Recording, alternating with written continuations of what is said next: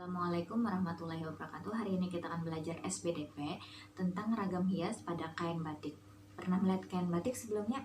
Kalau pernah ataupun belum, kain batik itu sendiri adalah kain yang dihias dengan motif atau pola tertentu ditambah dengan kombinasi warna agar terlihat lebih menarik. Di setiap daerah di Indonesia memiliki motif hias yang berbeda-beda pada kain batiknya. Motif hias itu sendiri ada dua jenis. Yang pertama adalah motif hias geometris. Maksudnya di sini adalah motif hias yang menggunakan unsur garis dan bidang yang disusun secara berulang-ulang agar membentuk motif yang menarik. Contohnya di sini sudah ada batik kaung, yaitu gambar buah kaung yang disusun secara berulang-ulang, atau buah aren atau buah kolang-kaling. Yang kedua di sini ada jenis motif hias non geometris. Maksudnya adalah motif hias yang memiliki bentuk manusia, hewan atau tumbuhan. Nah, contohnya di sini adalah batik Buketan Pekalongan. Di sana sudah memiliki motif hias dari tumbuhan, betul sekali. Motif hias sendiri termasuk dalam gambar dekoratif. Masih ingat gambar dekoratif itu apa? Gambar yang terdiri dari unsur garis, bidang, dan warna. Iya, betul sekali. Di rumah, di dalam rumah pasti terdapat ayah, ibu, dan anak. Nah, itu adalah contoh anggota keluarga inti, yang mana mereka mempunyai tugas dan peran yang berbeda-beda. Ayah berperan sebagai kepala keluarga, yang mana tugasnya adalah mencari nafkah untuk anggota keluarganya serta melindungi anggota keluarganya. Sedangkan ibu tugasnya adalah mengatur seluruh urusan di dalam rumah agar berjalan dengan lancar. Sedangkan anak tugasnya adalah untuk belajar serta untuk membantu pekerjaan orang tuanya, boleh pekerjaan ayah atau ibunya yang sesuai dengan kemampuannya. Selain itu, mereka juga mempunyai hak dan kewajiban yang berbeda-beda juga. Ayah dan ibu mempunyai hak untuk dihormati dan disayangi oleh anak-anaknya, serta anak juga mempunyai hak untuk disayangi dan dipenuhi kebutuhannya oleh orang tuanya. Apakah itu kebutuhan kesehatannya, pendidikannya, serta kebutuhan yang lainnya.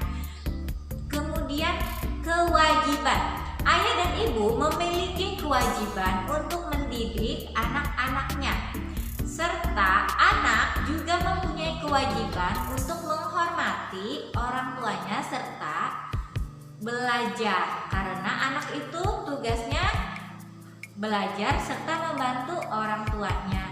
Nah, di dalam melaksanakan kewajiban dan mendapatkan haknya, kita sebagai anggota keluarga bisa saling tolong-menolong, sehingga anak bisa membantu ayah atau ibunya juga bisa membantu anggota keluarga yang lain, sehingga antara sesama anggota atau semua anggota keluarga merasa dihargai dan disayangi, sehingga terciptalah kehidupan yang posisi bilangan cacah pada garis bilangan.